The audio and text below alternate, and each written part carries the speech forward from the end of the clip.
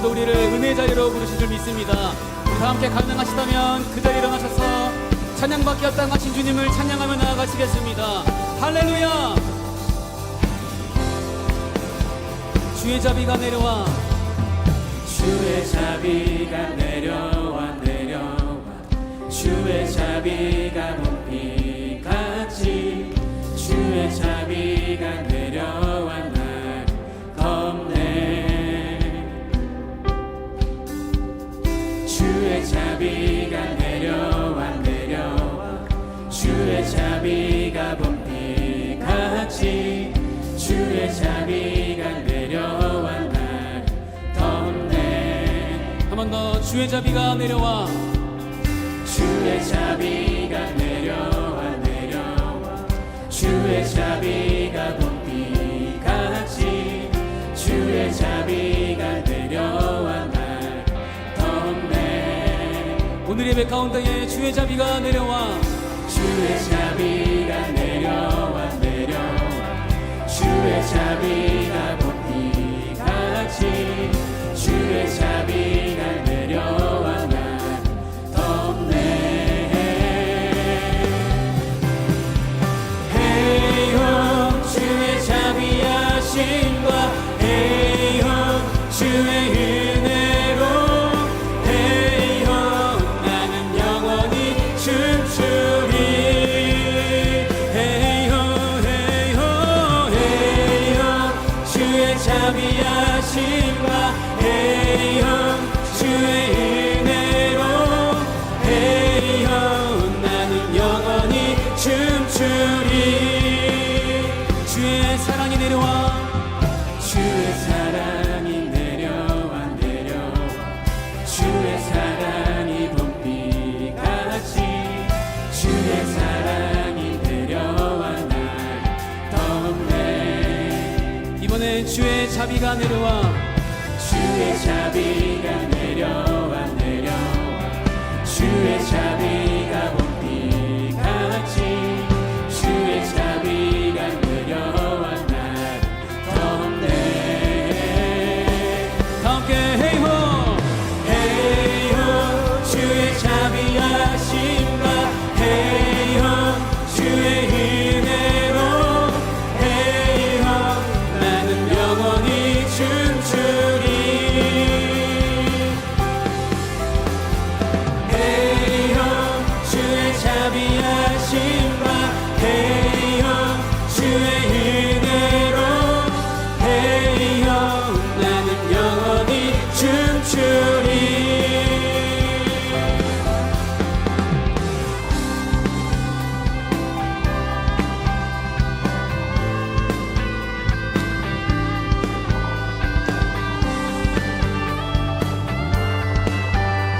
자, 우리의 목소리로 고백합니다. 헤이호 헤이호 주의 자비하심과 헤이호 주의 은혜로 헤이호 나는 영원히 춤추리. 한 번 더 헤이호 헤이호 주의 자비하심과 헤이호 주의 은혜로 헤이호 나는 영원히 춤추리. 자, 이번엔 더 높은 목소리로 고백합니다. 헤이호 헤이호 주의 자비하심과 헤이호 주의 은혜로 헤이호 나는 영원히 춤추리. 헤이호 헤이호 헤이호 주의 자비하심과 헤이호 주의 은혜로 헤이호 나는 영원히 춤추리. 주님께 선포하며 헤이호 헤이호 주의 자비하심과 헤이호 주의 은혜로 헤이호 나는 영원히 춤추리. 마지막으로 선포합니다. 헤이호 헤이호 주의 자비하심과 헤이호 주의 은혜로 헤이호 나는 영원히 춤추리.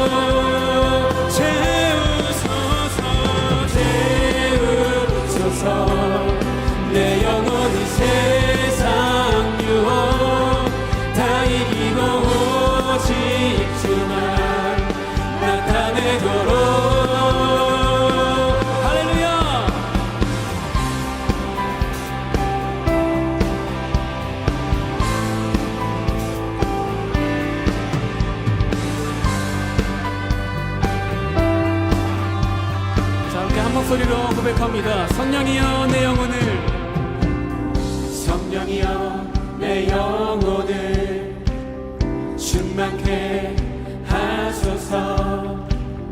내 속에 강물이 넘쳐나게.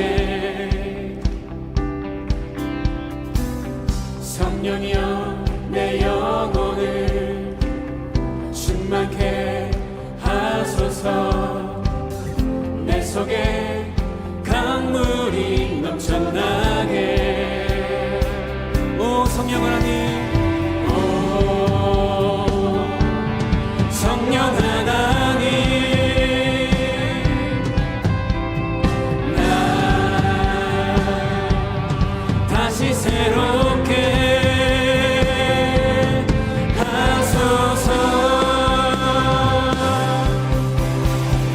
채우소서. 내 영혼이 세상 유혹 다 이기고 다시 주를 닮아가도록. 채우소서. 내 영혼이 세상 유혹 다 이기고 오직 주만 나타내도록. 처음부터 성령이여 내 영혼을, 성령이여 내 영혼을 충만케 하소서. 내 속에 강물이 넘쳐나게. 한 번 더 성령이여 내 영혼을, 성령이여 내 영혼을 충만케 하소서. 내 속에 강물이 넘쳐나게. 오 성령 하나님, 오 성령 하나님, 나 다시 새롭게 하소서. 채우소서. 내 영혼이 세상 유혹 다 이기고 다시 주를 닮아가도록. 채우소서. 내 영혼이 세상 유혹 다 이기고 오직 주만 나타내도록. 오 성령 하나님, 성령 하나님, 나 다시 새롭게. 한 번 더 오 성령 하나님, 오 성령 하나님, 나 다시 새롭게. 한 번 더 오 성령 하나님, 오 성령 하나님, 나 다시 새롭게 하소서. 주님 채우소서. 채우소서. 내 영혼이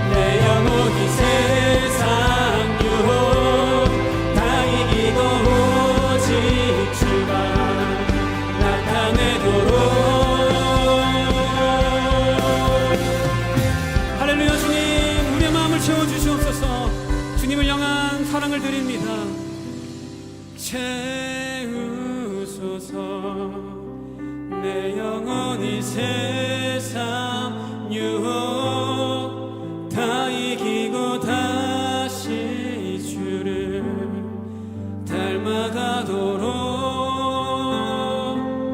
채우소서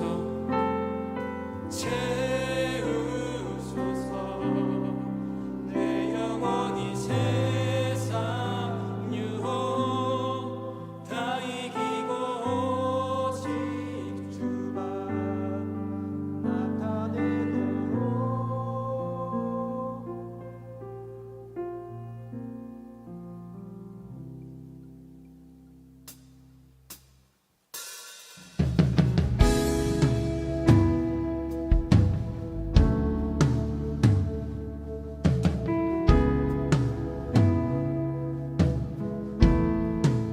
주님께 감사해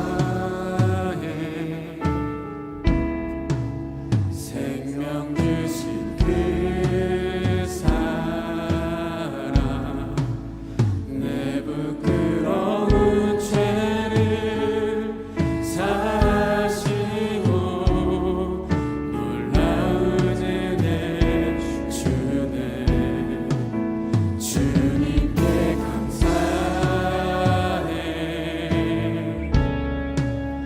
날 위해 못 박힌 손 주의 보혈로 나를 씻으시고 주 품에 품으시네 존귀한 어린 양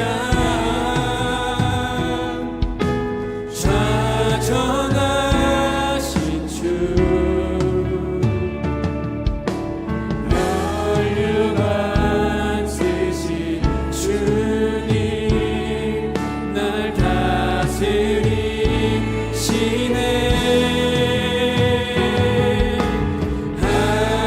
하나님 아들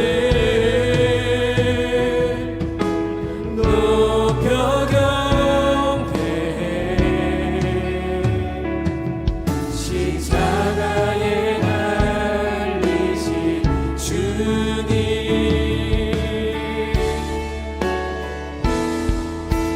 존귀하신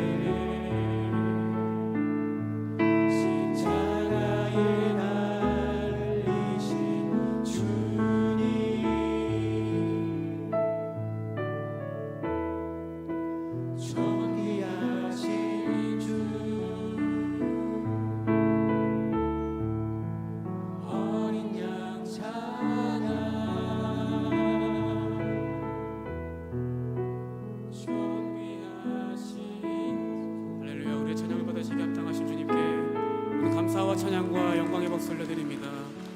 사랑하는 주님, 존귀하신 주님, 우리의 찬양을 받아주시옵소서. 아멘.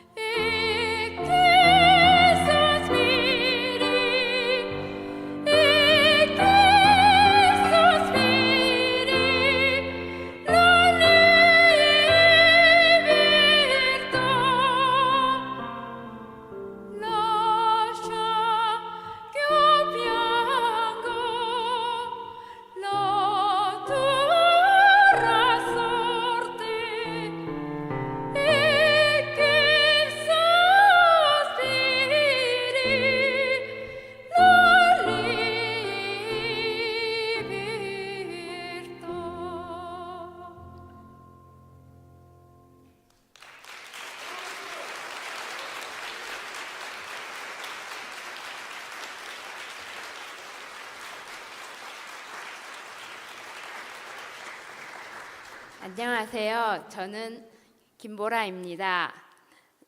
하나님께서 찬양의 은사를 주셔서 제가 찬양으로 이렇게 나와서 하게 되었습니다. 예쁘게 봐주세요. 감사합니다.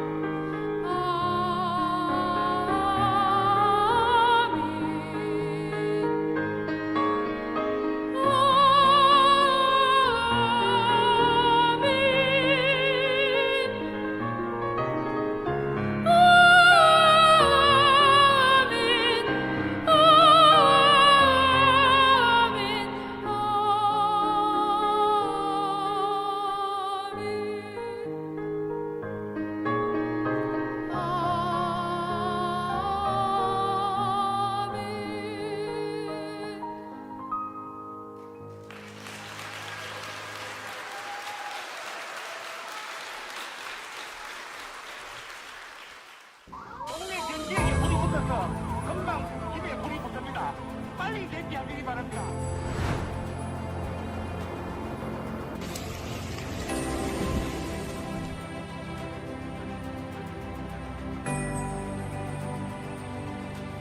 말 하나 못 보니까 그냥 맨몸으로 나왔어. 와서 보니까 교회도 그렇고 사택도 그렇고 그래서 저희들 마음이 너무 아픈 거예요. 성도들의 땀과 정성과 기도가 담겨있는 성물들이 다 흔적도 없이 사라져버리고 말이 안 나오대요.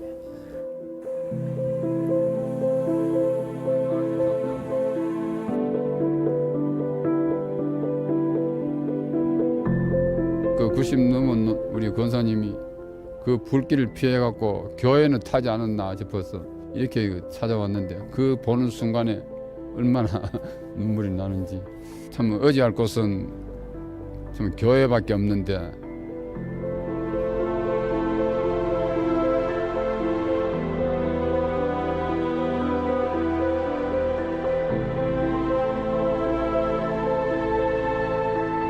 처음 왔을 때는 아내가 이곳에서 주저앉아 울었고 저 또한 마음이 아팠지만 하나님께서 이 계기를 통해서 하나님이 계획하신 일을 이루기를 원한다고 또 마음으로 기도를 했습니다.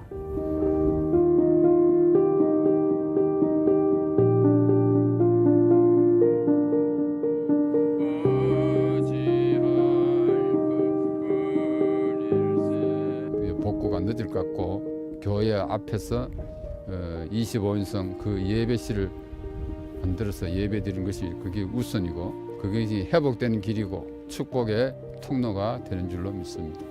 예기치 않은 대형 산불로 인해 경상도 일대에 많은 이재민들이 발생하였습니다. 평생 일궈놓은 삶의 터전을 잃어버리고 낙심에 빠져있는 귀한 이웃들을 온누리 교회도 함께 섬기기 원합니다. 대한민국은 언제나 위기 때 더 강해졌습니다. 이러한 고난 가운데 있는 국민들을 함께 보듬고 또 섬길 때 대한민국은 더 하나님 보시기에 기쁜 나라가 될 것이라 믿습니다. 아울러 평생 예배 드렸던 교회 예배당들도 전소되었습니다. 저희 온누리 교회는 예배당 복구에 함께 마음을 모으기를 원합니다. 헤비타트를 비롯한 여러 기관들도 이러한 일에 함께 참여하고 있다고 들었습니다. 또 더 멋진 세상을 통해서 이재민들을 돕는 사역도 진행하고 있습니다. 온누리교회 성도들의 기도와 작은 정성이 모아져서 이분들이 다시 일어서고 또 예배가 회복되는 일에 쓰임받게 될 줄 믿습니다.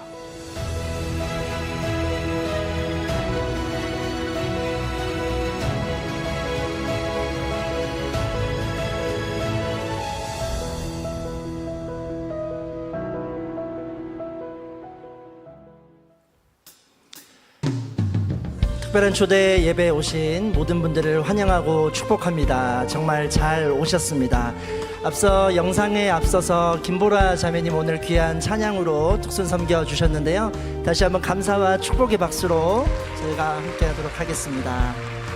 감사합니다. 네, 지금 이 시간에는 오늘 이 예배에 처음 오신 분들을 저희들이 환영하고 축복하는 시간 갖기를 원합니다. 이 예배에 처음 오신 분 계시면 손을 들어 표해 주시면 저희들이 축복하고 선물 전달하도록 하겠습니다. 혹시 처음 오신 분 계실까요?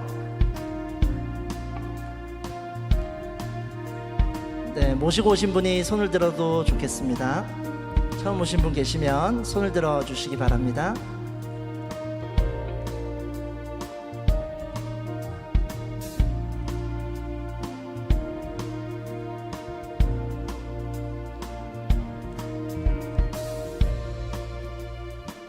네, 1층 앞쪽에 계시네요. 박수로 환영하도록 하겠습니다.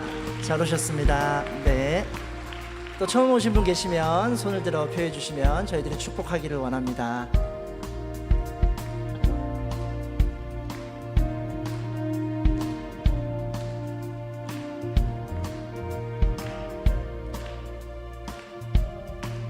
네, 처음 오신 분께서는 자리에서 잠시 일어나 주시면 저희들이 찬양으로 축복하고 선물 전달하도록 하겠습니다. 너는 하나님의 사랑, 아름다운 하나님의 사랑.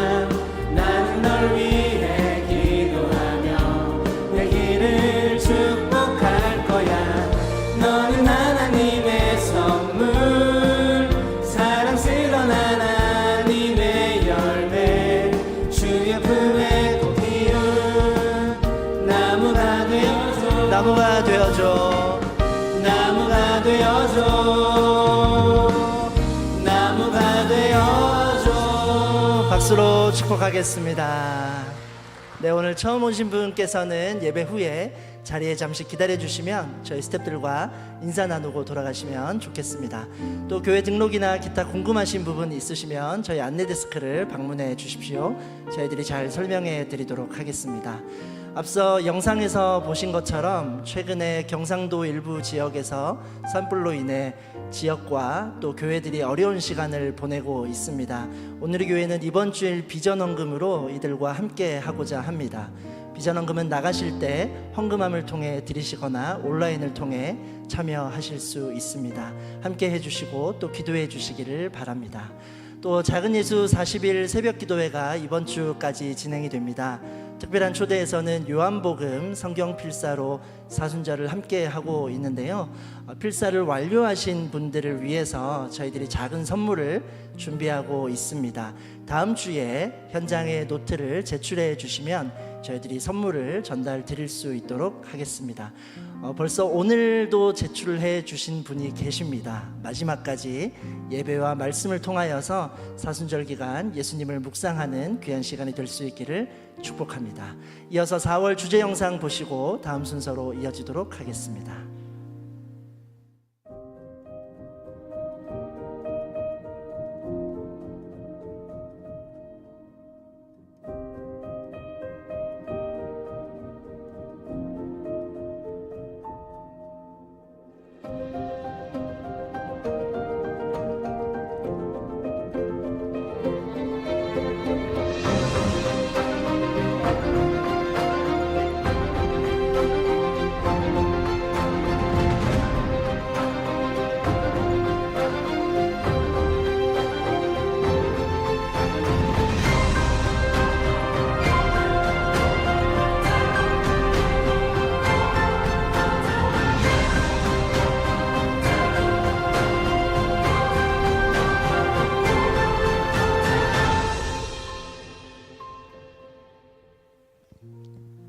오늘도 함께하신 모든 분들을 축복하고 환영합니다. 우리 서로 박수로 서로를 축복하고 또 격려하고 환영하도록 하겠습니다. 잘 오셨습니다. 잘 오셨습니다. 네, 갑자기 추워진 날씨입니다. 감기 조심하시고요. 특별히 환절기에 건강 유의하시면 좋겠습니다. 오늘 우리 김종호 목사님께서도 말씀해 주셨는데 저희 사순절 기간 동안에 성경 필사를 함께 하고 있습니다. 다음 주까지 저희가 또 받도록 하겠습니다. 다음 주에 오실 때에 성경 필사 하신 분들과 함께 가져와 주시면요, 저희가 또 여러분들을 위해서 준비한 작은 선물들을 함께 나눠드리도록 하겠습니다. 우리 시간 함께 선포하고 함께 또 말씀을 듣도록 하겠는데요, 우리 가슴에 손을 얹고 이렇게 한번 선포하도록 하겠습니다. 하나님이 우리와 함께 하십니다. 하나님은 나를 사랑하십니다. 나는 하나님의 사랑받는 자녀입니다. 이 시간 잠깐 함께 기도하도록 하겠습니다. 사랑하는 주님, 이 마음 가운데 그 하나님의 사랑의 마음이 가득 담겨지는 시간 되길 원합니다. 그 무엇도 끊을 수 없고 그 무엇도 주님 포기하게 하지 못하는 주님의 그 사랑이 이 마음 가운데 채워지게 하여 주시고 그 사랑의 마음을 가득 담아 돌아가는 믿음의 삶 살 수 있도록 주님 축복하여 주시옵소서. 감사합니다. 살아계신 예수님의 이름으로 기도합니다. 아멘. 네, 호주의 목사이자 또 지체 장애인을 돕는 단체의 대표로서 전 세계를 돌아다니면서 강연하는 강연자 닉 부이치치라는 사람이 있습니다. 우리나라에도 여러 번 방문했던 적이 있는데요. 저희 교회도 한 10여 년 전에 방문하셔서 이곳에서 함께 강의도 하시고 또 많은 사람들을 만났던 그런 기억이 있는 분입니다. 여러분 혹시 닉 부이치치가 어떤 분인지 아십니까? 이 사진에도 나와 있는데요. 이분은 해표지증이라고 하는 신체 장애를 가지고 태어나신 분입니다. 이 해표지증이라고 하는 이 신체 장애는요, 팔다리가 없이 이제 태어나는 이제 그러한 장애인데요. 왼발만 있는 상태로 태어나게 되었습니다. 이게 몸과 머리만 있는 상태로 세상을 살아간다라는 것은요, 상상만 한다고 상상으로만 해도 굉장히 어려운 일일 것입니다.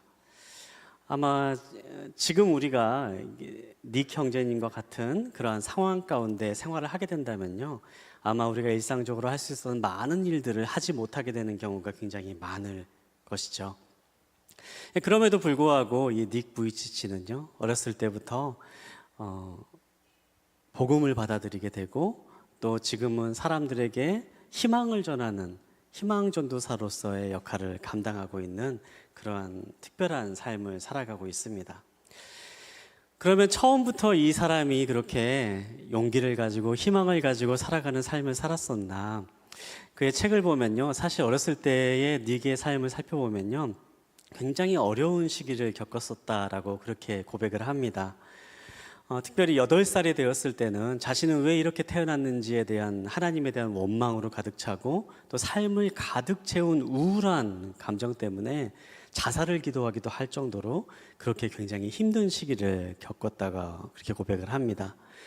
그럼에도 불구하고 이 닉이 삶을 이겨내고 장애를 극복할 수 있었던 것은 닉의 곁에 항상 함께 있었던 어머니의 영향 때문이었다라고 그렇게 고백을 합니다. 이 어머니가 어렸을 때부터 닉을 장애가 있기 때문에 많은 것을 못한다라고 그렇게 이야기하고 포기하고 살아가는 삶을 살게 하는 것이 아니라, 보통 다른 사람들이 함께 살고 있는 사회 가운데 함께 계속 머물게 하면서 조금 늦게 배우더라도 계속해서 도전하고 보통 사람들과 함께 살아갈 수 있도록 격려하고 지지하고 위로하면서 어렸을 때부터 교육하면서 그렇게 생활을 해왔다라는 거죠. 어렸을 때부터 힘든 상황 가운데도 계속 그것을 극복해내는 그러한 삶을 살아가면서 일생 동안 그러한 삶이 쌓여가게 되고, 삶이 어려움 가운데 있지만 그 고난을 극복해내는 희망을 전하는 희망 전도사로서의 삶을 오늘날까지도 계속해서 살아가고 있다라고 이야기합니다. 오늘 우리가 함께 살펴볼 내용은요, 고난에 대한 이야기를 함께 살피려고 합니다. 우리가 세상 살아가다 보면 고난은 누구에게나 닥치기 마련입니다. 크고 작은 고난들이 있지만요, 어떠한 고난도 쉬운 고난은 존재하지 않습니다. 아무리 작은 고난이라 할지라도 막상 내 앞에 다가온 고난은요, 누구에게나 다 어렵게 느껴지기 마련입니다. 많은 고난들이 우리의 삶 가운데 찾아오긴 하지만 한 가지 중요한 사실이 있다면요, 어떠한 고난이 있다 할지라도 그 고난을 헤쳐나갈 길은 분명히 존재한다라는 사실입니다. 오늘 우리가 함께 살펴볼 내용이 바로 그러한 고난을 헤쳐나가는 길을 발견하게 되는 내용을 함께 살펴보려고 하는데요. 오늘 요한복음 9장에 있는 말씀을 함께 살펴보면서 예수님을 만나 그의 삶 가운데 고난의 자리에서 새로운 삶의 길을 발견하고 그 길을 이겨나아간 한 사람의 이야기를 함께 나누면서 우리들의 삶의 자리에도 주님을 만나서 또 새로운 삶의 길로 향해 나아가는 그러한 축복을 경험할 수 있는 이 시간 되기를 간절히 소망합니다. 오늘 본문에 있는 말씀을 함께 살펴보려고 하는데요. 오늘 우리가 함께 볼 하나님의 말씀은 요한복음 9장 1절부터 11절까지에 있는 말씀입니다.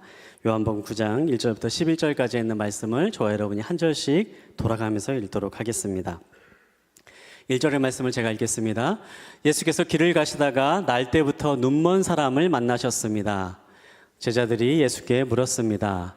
라비어, 이 사람이 눈먼 사람으로 태어난 것이 누구의 죄 때문입니까?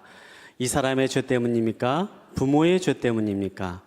예수께서 대답하셨습니다. 이 사람의 죄도 그 부모의 죄도 아니다. 다만 하나님께서 하시는 일들을 그에게서 드러내시려는 것이다.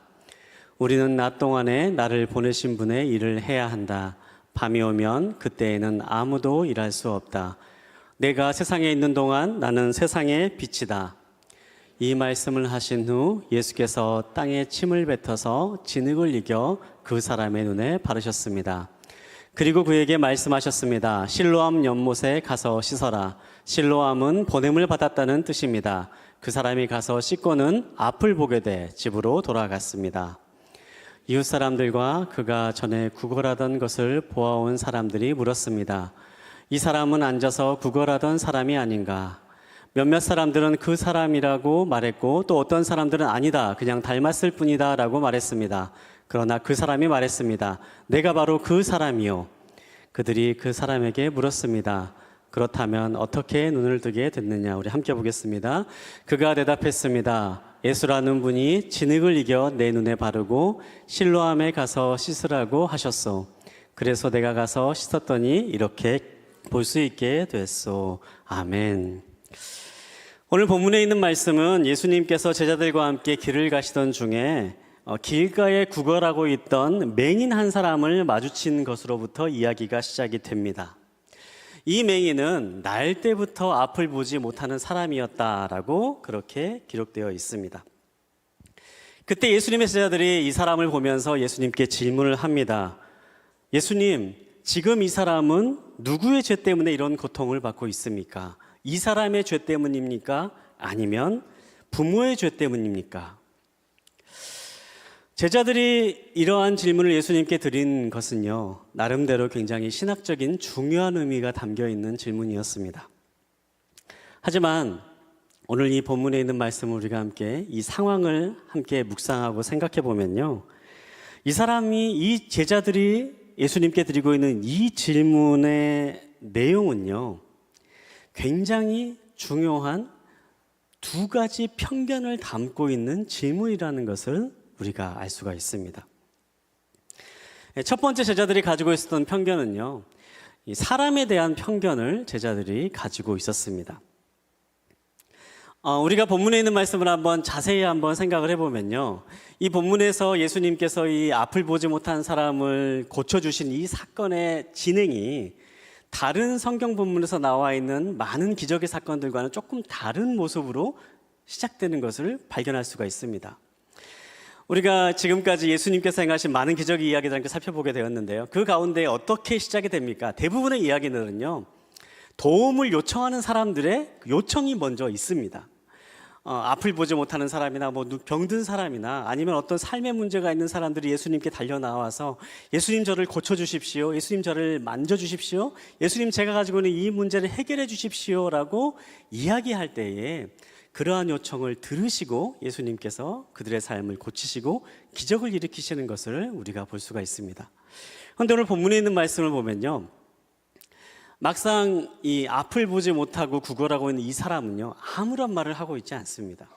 그런데 지나가고 있던 제자들이요, 이 사람을 발견하면서 이야기하고 예수님께 물어보고 있는 겁니다.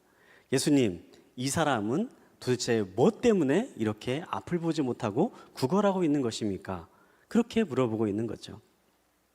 질문의 내용도 참 어찌 보면 무례합니다. 이 질문의 내용은요, 굉장히 중요한 전제가 하나가 있죠. 주님, 이 사람은 죄인입니다. 이 사람은 왜, 누구의 죄 때문에 이러한 고통을 겪고 있습니까? 눈앞에 지금 고난과 고통을 겪고 있는 사람을 앞에 둔 상황에서 제자들은요, 그 사람의 형편이나 그 사람의 아픔 따위는 아무런 생각을 하고 있지 않습니다. 그리고 예수님께 말하고 있는 거죠. 예수님, 도대체 왜 이런 일이 일어나는 것입니까? 제자들의 마음 가운데는 사랑도 없고 긍휼도 없고 따뜻함도 존재하지 않습니다. 단순한 호기심의 대상으로, 단순한 가십거리로 눈앞에 고난당하고 있는 사람을 바라보고 있는 것입니다. 우리는 종종 고난을 당하는 사람들을 만날 때요, 이러한 제자들과 동일한 모습을 가질 때가 있습니다. 다른 사람의 어떠한 상처나 다른 사람의 어떠한 고난이나 고통을 보면서요, 그 사람에 대한 사랑의 마음이나 그 사람에 대한 위로의 마음이 먼저 있기보다는요, 단순하게 뭔가 이 호기심 어린 말로써, 또 때로는 가십거리로써 그렇게 그 사람의 상처와 아픔을 이해하고 다가가는 경우가 종종 있는 것입니다. 사랑하는 여러분, 우리가 이 말씀을 생각하면서 첫 번째, 다른 사람의 고통을 볼 때에 우리가 생각해야 될 부분은 어떠한 부분이 있을까를 기억할 수 있게 되길 바랍니다. 첫 번째로는요, 여러분, 다른 사람의 고통 앞에서 그 사람의 고통을 참관인으로 바라보지 마시기 바랍니다. 그냥 그 사람의 고통을 보면서 평가하고 판단하는 대상으로 다른 사람의 고통을 바라보지 마시기 바랍니다. 그것은 분명히 예수님의 마음이 아닌 다른 마음에서부터 시작된 이야기이고 행동입니다.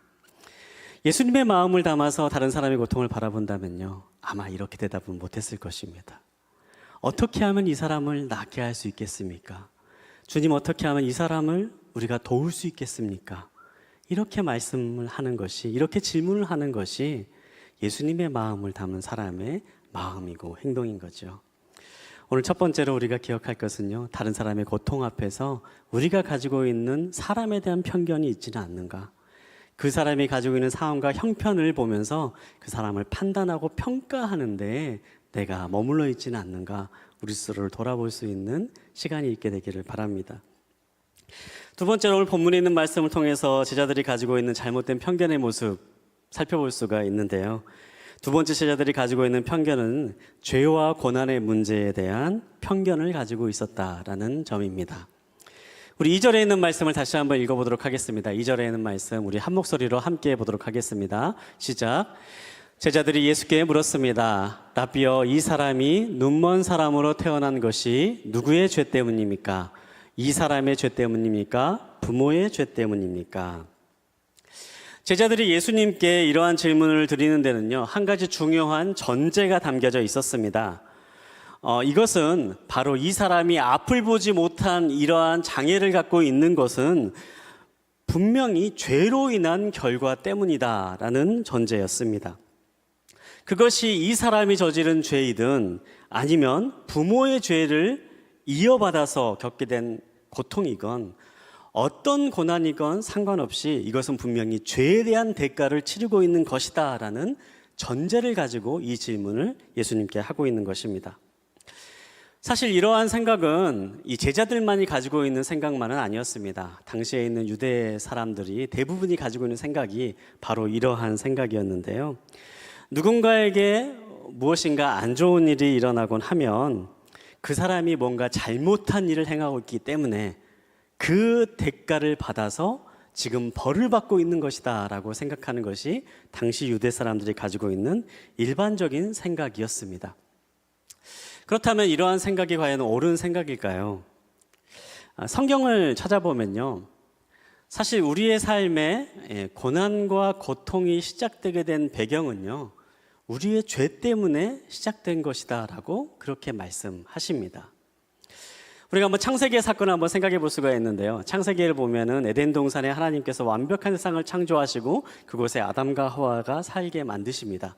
그런데 어떻게 해야 합니까? 그 아담과 하와가 하나님께 불순종하고 하나님을 멀리하는 선택을 함으로 인하여서 그 땅이 저주가 임하게 되고 그 땅에 고난이 오게 되고 죄와 사망이 오게 되는 것을 보게 됩니다.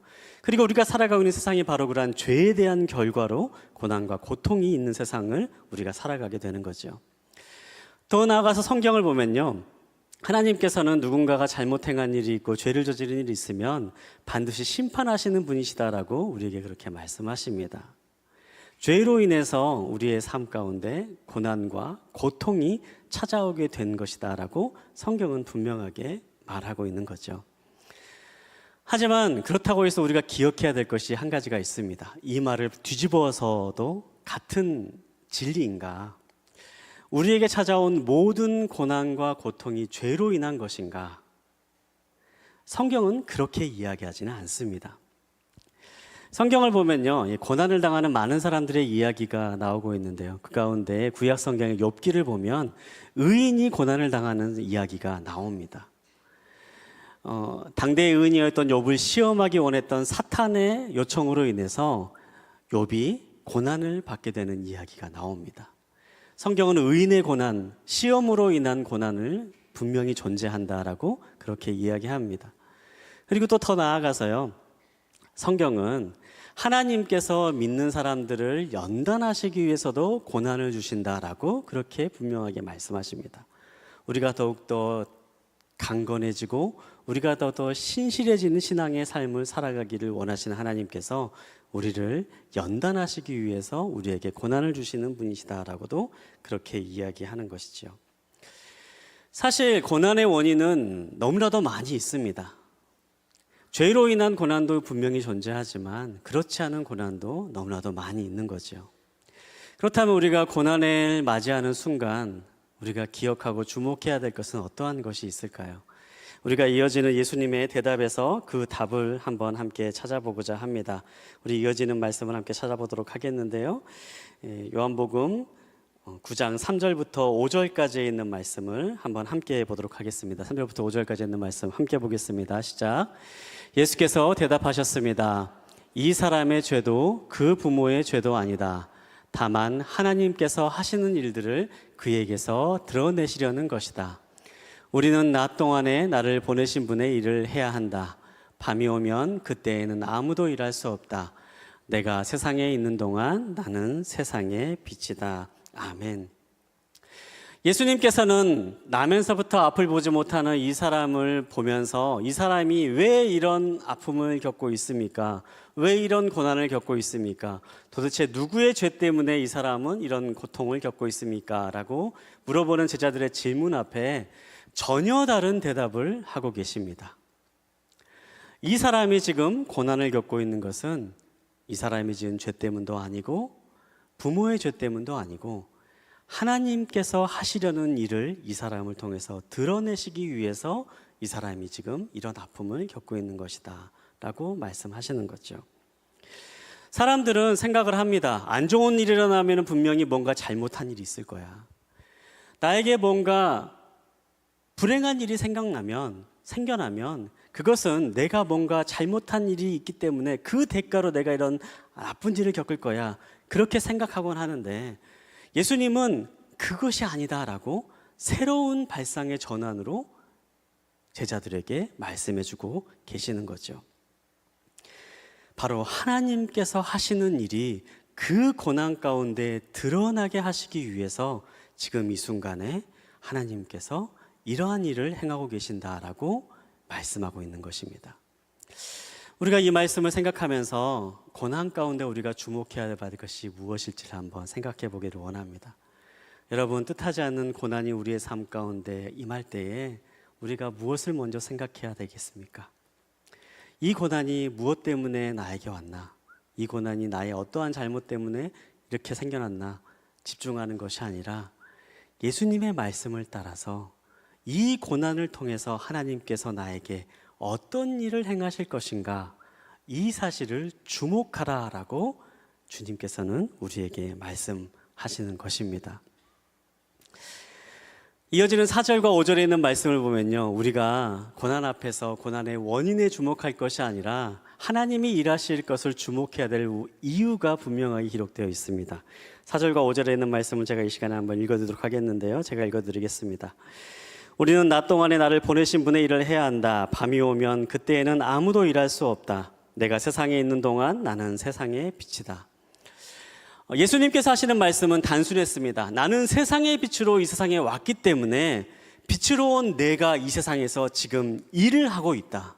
낮 동안에 사람들이 일하는 것처럼 빛으로 온 내가 이 세상을 밝히면서 일을 하고 있기 때문에 너희는 고난과 고통 가운데 있을지라도 나를 믿고 내가 너희와 함께하는 것을 바라보고 내가 너희를 위해서 일하고 있는 것을 기억하며 하나님이 일하실 것을 기대하며 나아가라.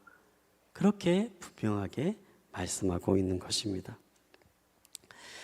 우리는 종종 고난의 순간, 뜻하지 않은 어려움을 맞이할 때에 원인을 찾고자 굉장히 많은 시간을 허비하곤 합니다. 도대체 왜 이런 일이 나한테 일어났을까? 도대체 내가 뭘 잘못했기 때문에 이런 일이 나한테 일어날까? 그렇게 그 원인을 찾고자 하고 무엇 때문인지, 누구 때문인지 그 대상을 찾고자 그렇게 많은 시간을 허비하곤 합니다. 그런데 제가 지금까지 살아오면서 저희 삶을 돌아보면서 느꼈던 것은요, 원인을 아는 것이 결코 우리의 삶의 문제를 해결하지는 못한다라는 것을 깨닫게 되었습니다. 여러분, 그렇지 않습니까? 지금 내가 왜 이런 일이 일어났는지, 지금 내가 왜 누구 때문에 이런 어려움을 겪고 있는지, 무엇 때문에 이런 일이, 이런 아픔이 나한테 있는지 그 원인을 아무리 고민하고 머리를 싸매어 보고 알아낸다고 할지라도요, 막상 그 원인을 아는 것이 문제를 해결하는 방법으로 이어지는 경우가 많지 않다라는 사실입니다. 제가 앞서 이제 말씀을 시작하면서요, 닉 부이치치의 얘기를 잠깐 말씀을 드렸습니다. 태어나면서부터 이제 팔다리가 없는 상태로 해표지증의 장애를 가지고 태어난 사람의 이야기인데요. 제가 처음에 이제 그 닉의 이야기를 듣고 또 닉의 간증을 들으면서 참 궁금했던 것이 한 가지가 있었어요.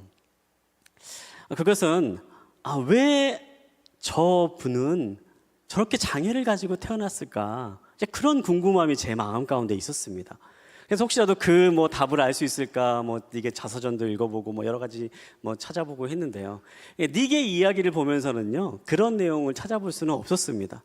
그런데 제가 이제 나중에 뭐 인터넷 사이트를 찾아보고 뭐 이제 좀 이렇게 여러 군데를 찾아보면서 알게 된 것은요, 당시 이렇게 팔다리가 없는 상태로 태어나는 그러한 장애를 가진 사람들이 그 시대에 좀 많이 태어났다라고 해요. 그래서 학자들이 이제 연구를 하다 보니까요, 1960년대에 있었던 한 약의 부작용으로 인해서 그런 일들이 많이 생겨났다라고 합니다. 임신 초기에 탈라도마이드라고 하는 계열의 약품을 복용한 분이, 이제 그때 당시에 이 약이 진정제로서 사람들에게 많이 알려져 있던 약이었는데요. 그래서 수면제나 뭐 진정제나 심지어는 임신 초기에 입덧이 심할 때에 이 약을 복용하는 일들도 많이 있었다라고 합니다. 근데 그때는 알지 못했는데 나중에 많은 장애인들이 태어나는 것을 보면서 이 약의 부작용으로 인하여서 이런 일들이 일어나는 것을 알게 되었다라고 합니다. 그리고 지금은 이제 그 약의 제조가 이제 다 금지가 되고 이제 판매도 되지 않는 이제 그러한 약으로 분류가 돼서 이제 지금은 그럴 일이 없는데요. 원인이 분명히 밝혀졌습니다. 그래서 그 원인이 밝혀져서 더 이상 똑같은 비극이 일어나지 않게 막아질 수는 있었습니다. 하지만 원인이 밝혀졌다고 해서 이미 장애를 가지고 태어난 사람의 팔다리가 생겨나는 것은 아닙니다. 우리들의 삶도 마찬가지입니다. 우리가 때로는 내 삶에 왜 이런 일이 일어날까? 내 삶에 왜 이런 아픔이 있을까? 그 문제를 집중하면서 계속해서 누군가 원망할 대상을 찾고 누군가 구원인을 찾으려고 계속해서 시간을 낭비하고 고민하지만요, 사실 우리의 삶의 대부분은요, 원인을 찾는 데서 문제가 해결되지 않습니다. 그렇기 때문에 주님은 이렇게 말씀하십니다. 하나님이 일하실 것을 기억하라. 고난의 자리에서 하나님께서 너를 위해서 일하고 계실 것이기 때문에 너의 원인을 찾고 문제에 왜 이런 일이 일어나는가 집중하는 것이 아니라 바로 그 자리에 하나님이 너를 위해 함께 일하시는 것을 기억하며 하나님께서 일하실 것을 집중하며 나아가라. 그렇게 말씀하고 계시는 것입니다. 사랑하는 여러분, 지금 이 자리에도 예수님은 우리와 함께 하시는 줄 믿습니다. 우리가 매 순간 매번 예배의 시간에 함께 고백하는 것처럼 하나님이 우리와 함께 하시는 줄 믿습니다. 그분은 우리의 삶에서 함께 동행하시고 그분은 우리를 위해서 일하시는 분이십니다. 지금의 뜻하지 않는 고난과 고통 가운데 혹시 이 자리에 앉아 계신 분이 있진 않으십니까? 바로 그러한 분이 계시다면 여러분, 그 원인에 묶이지 마시기 바랍니다. 그리고 그 순간에 하나님을 바라보시기 바랍니다. 우리를 위해 일하시는 하나님, 지금 이 순간에도 나와 함께 하시는 하나님, 그리고 나를 통해 새로운 일을 행하실 하나님의 일하심을 기대하며 하나님께 집중하며 나아갈 수 있는 그러한 믿음의 결단과 축복이 이 시간에 저와 여러분과 함께 하기를 간절히 소망합니다. 우리 이어지는 말씀을 한번 계속해서 살펴보도록 하겠는데요. 이어지는 말씀 6절과 7절에 있는 말씀을 우리 한 목소리로 한번 함께 읽도록 하겠습니다. 요한복음 9장 6절과 7절에 있는 말씀 함께 보겠습니다. 시작. 이 말씀을 하신 후 예수께서 땅에 침을 뱉어서 진흙을 이겨 그 사람의 눈에 바르셨습니다. 그리고 그에게 말씀하셨습니다. 실로암 연못에 가서 씻어라. 실로암은 보냄을 받았다는 뜻입니다. 그 사람이 가서 씻고는 앞을 보게 돼 집으로 돌아갔습니다. 아멘. 예수님께서 이제 앞을 보지 못하는 이 사람을 치료하시는 사건이 나옵니다. 그런데 예수님께서 치료하시는 그 사건을 행하실 때에 다른 곳에서는 사용하지 않는 특별한 방법을 사용하고 있는 것을 우리가 볼 수가 있어요. 예수님께서 땅에 침을 뱉으셨고요. 그리고 그 진흙을 이겨서서 그 사람의 눈에 바르셨다라고 그렇게 기록하고 있습니다. 그리고 이 사람에게 실로암 연못에 가서 씻어라라고 그렇게 말씀하십니다. 그리고 이 말대로 이 사람이 행했더니 그가 눈을 다시 보게 되었더라라고 그렇게 기록하고 있습니다. 예수님께서는 왜 이렇게 특별한 방법으로 이 사람을 치유하셨을까요? 그동안 예수님께서 행하셨던 많은 기적을 돌이켜보면요, 대부분의 기적은요, 말씀만 하시면 이루어지는 기적들이었습니다. 우리가 몇 주 전에 살펴봤는데 왕의 신하의 아들을 고치신 기적은 어떻게 일어났습니까? 왕의 신하가 예수님을 찾아왔을 때에 내 아들의 병이 나았다라고 말했던 바로 그 순간에 먼 곳에 떨어져 있던 아들의 병이 나았던 기적이 그 즉시 일어난 것을 볼 수가 있습니다. 수많은 기적의 장면들이요, 예수님께서 말씀하시고 명령하시자 귀신이 쫓겨나고 질병이 낫게 되는 그러한 일들이 일어났습니다. 말씀을 하지 않으셔도요, 때로는 만지시기만 해도, 또 심지어는 예수님의 옷자락을 닿기만 해도 질병이 낫는 그러한 기적들이 일어나는 것을 성경을 통해서 볼 수가 있습니다. 그렇게 간편하고 쉬운 방법들이 있는데 예수님은 왜 이 사람에게는 굳이 침을 땅에 뱉으시고 또 진흙을 이기시고 이 사람의 눈에 진흙을 발라주시고 먼 곳에 있는 실로암 연못까지 가서 씻어라라고 그렇게 말씀하신 이유는 무엇일까요? 그것은 바로 예수님께서는 단순하게 이 사람의 눈만 치료해 주시기를 원하는 것이 아닌 이 사람의 삶 전체를 치료해 주시기를 원하셨기 때문입니다. 제가 이 말씀을 묵상하면서요, 저희 어렸을 때 경험했던 저희 할머니가 생각이 났습니다. 저희 이제 조부모님은 제가 좀 어렸을 때 다 일찍 돌아가셔가지고요, 저는 이제 할머니, 할아버지에 대한 기억이 많이 있지는 않는데요. 특별히 저희 외할머니에 대한 기억이 단편적으로 몇 가지가 있습니다. 그 가운데 하나가, 제가 하루는 이제 할머니, 외할머니 댁에 놀러 가서 이제 근처에서 놀고 있었는데 놀이터에서 놀다가 이제 떨어져가지고요, 발목이 심하게 접질렸던 그런 적이 있었어요.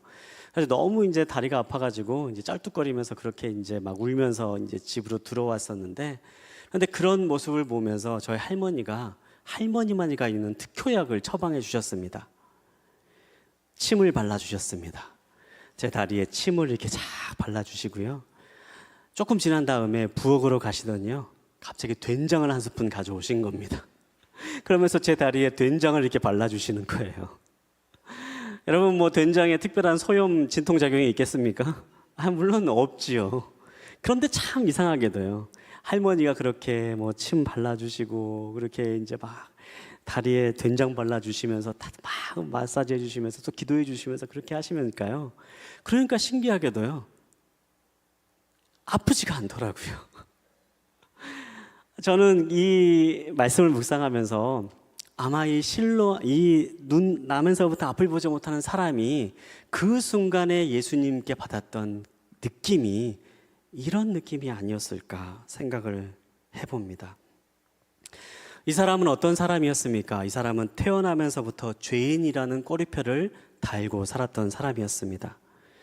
죄로 인해서 저주받은 삶을 살고 있다라고 손가락질 받았던 사람이었습니다. 심지어 사람들은 이 사람의 이러한 고난과 고통, 장애가 부모의 죄로부터 인했다라고 이야기하면서 부모들까지 손가락질을 했습니다. 이 사람의 삶은 가정에서조차도 존중받지 못하고 사랑받지 못하고 저주받은 인생으로 낙인 찍힌 그러한 삶을 살아갔습니다. 일평생 살아가면서 단 한 번도 앞을 보지 못하고, 일평생 살아가면서 교육다운 교육도 받지 못하고, 저주받은 인생이라 손가락질 받으면서 구걸하는 인생으로 지금까지 살아온 사람이었습니다. 사람들에게 무시당하고, 사람들에게 밟히고, 사람들의 손가락질 당하는 삶을 일생 동안 살아왔던 사람이었습니다. 그의 삶에는 아무런 희망도 없고, 아무런 기쁨도 없고, 아무런 기대도 없는 삶을 지금껏 살아왔던 사람이었습니다. 그런 그에게 예수님이 그의 눈을 만져주십니다. 따뜻한 사랑의 마음을 담아서 그의 눈을 정성껏 만져주시는 것입니다. 앞을 보지 못하는 사람은 지금 무슨 일이 일어나는지는 알지 못합니다. 하지만 예수님의 따뜻한 목소리를 들을 수가 있고 따뜻한 손길을 느낄 수가 있습니다. 그리고 지금 이 순간에 누군가 나를 진심으로 위로하고 사랑하고 있다는 것을 그 순간 느낄 수 있습니다. 예수님께서 이제 이 사람에게 이야기합니다. 실로암으로 가서 내 눈을 씻어라. 그리하면 내가 낫게 될 것이다. 이 사람은 실로암을 향해 걸어가는 그 순간 일생껏 가져보지 못했던 희망이라는 것을 갖게 됩니다. 내가 저곳에 가면 새로운 삶을 시작할 수 있겠구나. 내가 저곳에 가서 내 눈을 씻으면 이제 내가 이전과는 다른 새로운 삶을 살 수 있겠구나. 그러한 희망을 가지고 실로암을 향해서 걸어 나아갈 수 있었던 것입니다. 그리고 그 결과 이 사람의 눈이 떠지는 놀라운 기적이 일어나게 된 것이죠. 이후에 이 사람의 삶은 어떻게 변합니까? 우리가 오늘은 요한복음 9장 11절까지 있는 말씀만 살펴보았는데요. 2절에 이후에 나오는 9장에 나와 있는 모든 말씀을 살펴보면요, 이 사람이 이후에 전혀 다른 삶을 살아가는 것을 보게 됩니다. 이 사람은 자신이 예수님을 만났음을 증거하는 삶을 살아갑니다. 그동안 많은 사람들에게 무시당하며 위축되고 좌절되어 있던, 아무것도 하지 못해 있던 그러한 사람이 이제는 사람들의 위협 앞에서도 당당하게 예수님을 증거할 수 있는 용기를 가진 사람으로 변화가 되고요. 그 사람의 삶 가운데 희망이 생겨나고 새로운 비전이 생겨나고 새로운 꿈을 향해 달려 나아갈 수 있는 새로운 삶이 이 사람 앞에 열리는 것을 우리는 말씀을 통해서 볼 수가 있습니다. 사랑하는 여러분, 우리는 이번 한 달 동안 예수님을 만나 변화된 사람들의 이야기들을 함께 살펴보고 있습니다. 예수님을 만나서 수많은 사람들이 삶의 기적을 맛보았습니다. 마음의 아픔이 있는 사람이 그 아픔을 치유하게 되고 육체적인 질병을 가지고 있는 사람이 질병을 치료받게 되었습니다. 장애를 가지고 있는 사람의 장애가 낫게 되는 기적을 경험했습니다. 그러나 예수님께서 정말 원하셨던 것은요, 단순하게 우리의 삶에 있는 문제만을 해결해 주기를 원하신 것은 아니었습니다.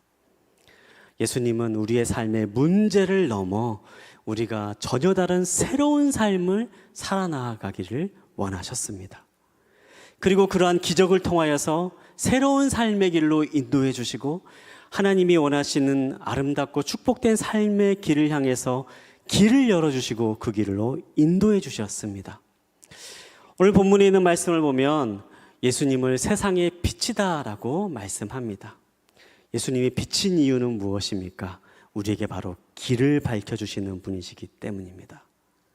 앞을 보지 못해서 길거리에 앉아 주저앉아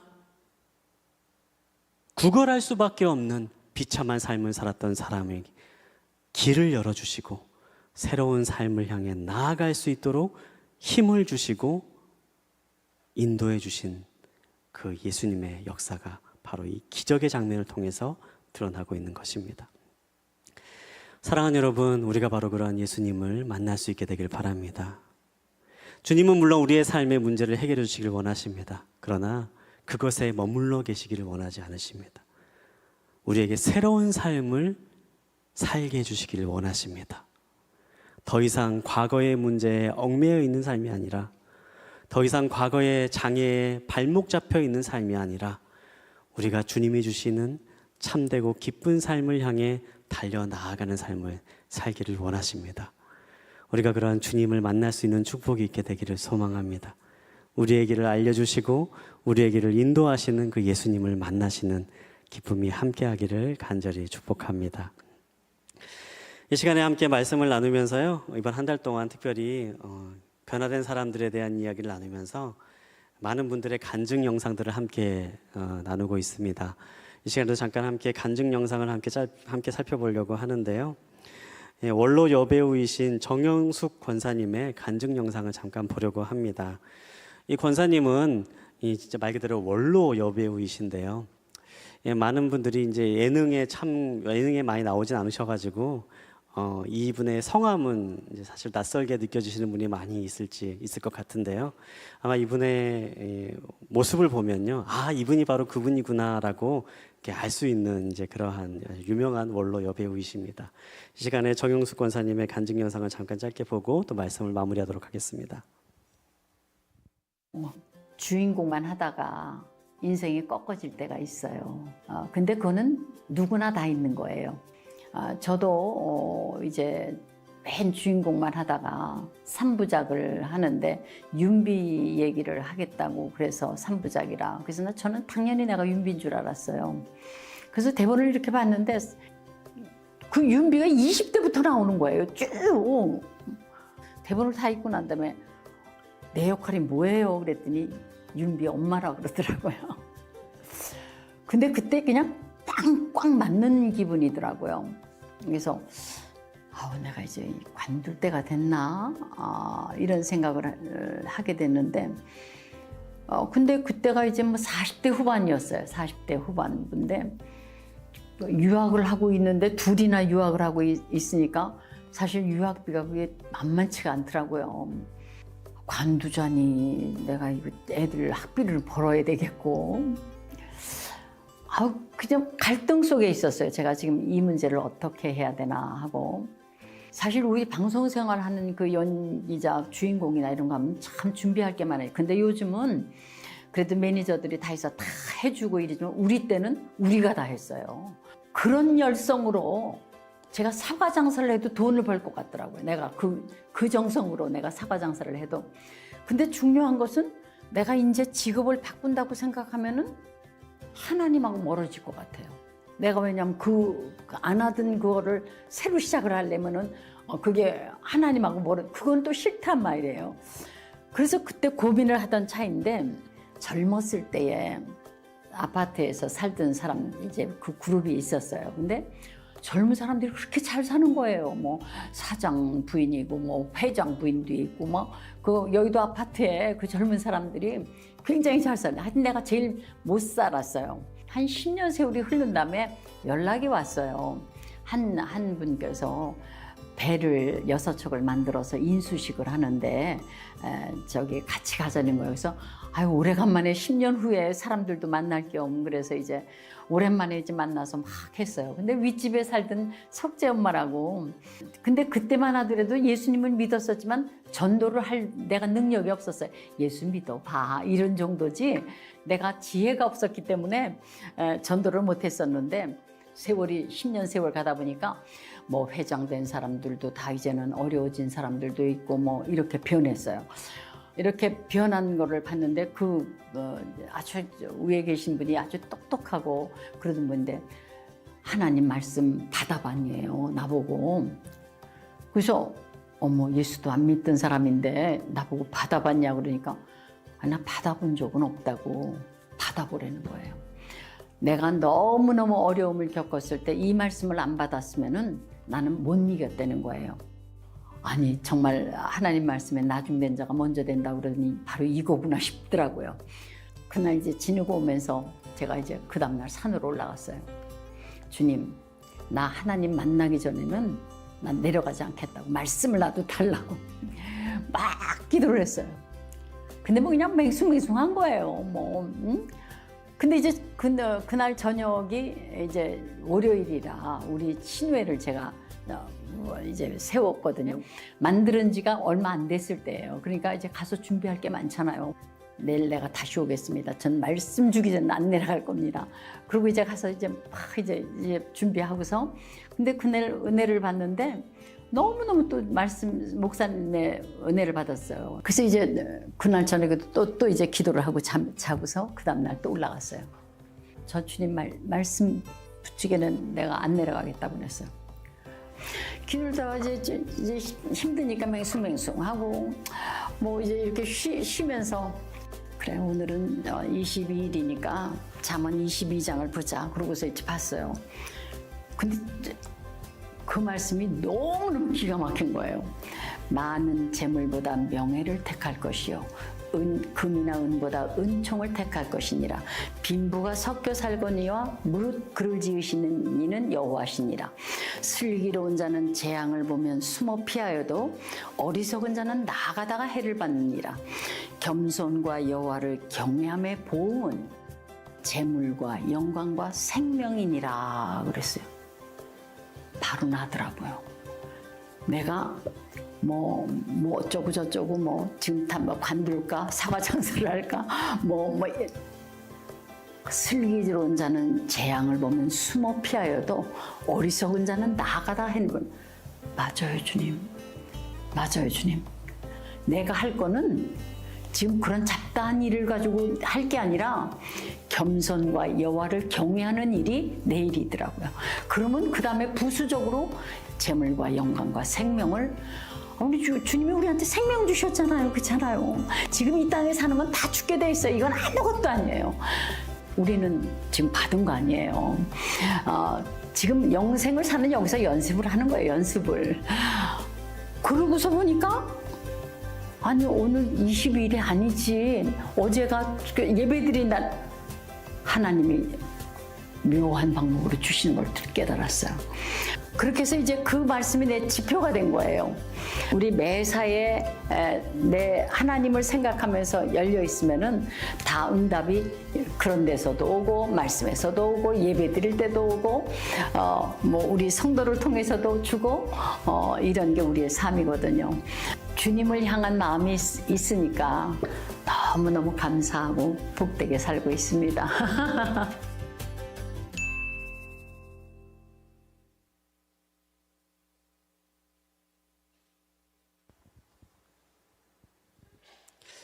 네, 삶이 어려운 순간, 중요한 결단을 해야 될 순간에 우리가 하나님 앞에 열려 있으면 하나님께서는 우리의 길을 알려주십니다.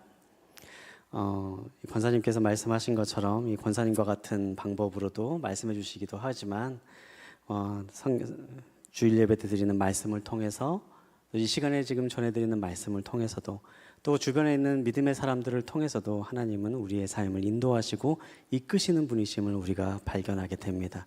하나님 앞에 열려 있으면 우리가 하나님의 음성을 들을 수 있게 되는 거죠. 예수님은 어떤 분이십니까? 예수님은 세상의 빛이십니다. 빛이신 예수님은 우리의 삶에 일하시는 분이십니다. 우리의 어려움과 고난을 통해서 하나님의 일을 하시는 분이시고 또한 우리의 삶을 하나님께서 원하시는 길로 인도해 주시고 이끌어 주시는 분이십니다. 그 주님을 만나시는 은혜가 있을 수 있게 되길 바랍니다. 그 주님을 만나시고 경험하시는 축복이 이 자리에 계신 모든 분들과 함께 하시기를 주님의 이름으로 축복합니다. 시간 잠깐 함께 기도하겠습니다. 이 시간을 가슴에 손을 얹고 함께 기도했으면 좋겠는데요. 사랑하는 주님, 이 시간에 이 마음 가운데 찾아와 주시고 빛 대신 그 주님이 이 마음 가운데 임하는 것을 경험하고 느낄 수 있게 하여 주시옵소서. 하나님, 예수님께서 우리와 함께 하시고 우리를 위해 일하시는 분이심을 우리가 기억하기를 원합니다. 어떠한 상황 가운데 있다 할지라도, 고난의 자리에 있다 할지라도, 고통의 자리에 있다 할지라도 우리를 위해 일하시는 그 예수님을 바라볼 수 있게 하시고 고난 앞에 묶여 있고 좌절하는 삶이 아닌 하나님이 일하실 것을 기대하며 나아가는 믿음의 삶을 살아갈 수 있게 하여 주시옵소서. 또한 빛 대신 주님이 이 마음 가운데 있어서 우리의 삶을 바꾸시고 일하시는 것을 경험할 수 있게 되길 원합니다.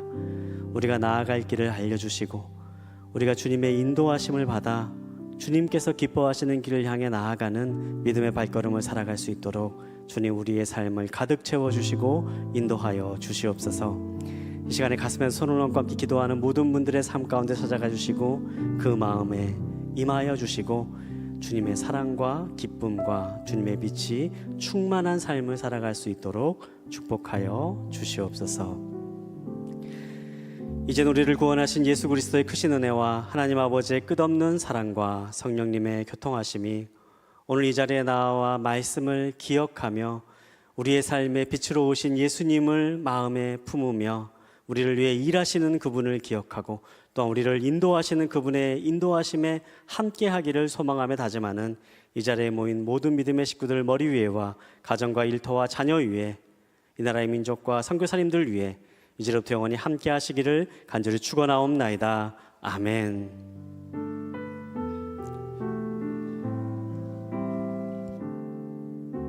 예배를 받으신 주님께 한 번 더 감사와 영광의 박수 올려드리겠습니다.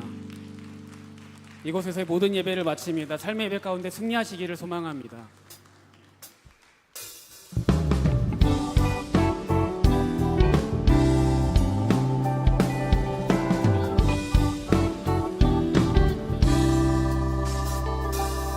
주를 찾는 모든 자들이 주로 말미암아 기뻐하고 즐거워하게 하시며 주의 구원을 사랑하는 자들이 항상 말하기를 하나님은 위대하시다 하게 하소서. 주를 찾는 모든 자들이 주로 말미암아 기뻐하고 즐거워하게 하시며 주의 구원을 사랑하는 자들이 항상 말하기를 하나님은 위대하시다 하게 하소서. 주는 나의 도움 나를 건지시느니 여호와여 지체 말고 내게 임하소서. 가난하고 궁핍한 내 마음 가운데 여호와여 속히 임하소서. 주는 나의 도움 나를 건지시느니 여호와여 지체 말고 내게 임하소서. 가난하고 궁핍한 내 마음 가운데 여호와여 속히 임하소서. 여호와여 속히 임하소서. 여호와여 속히 임하소서.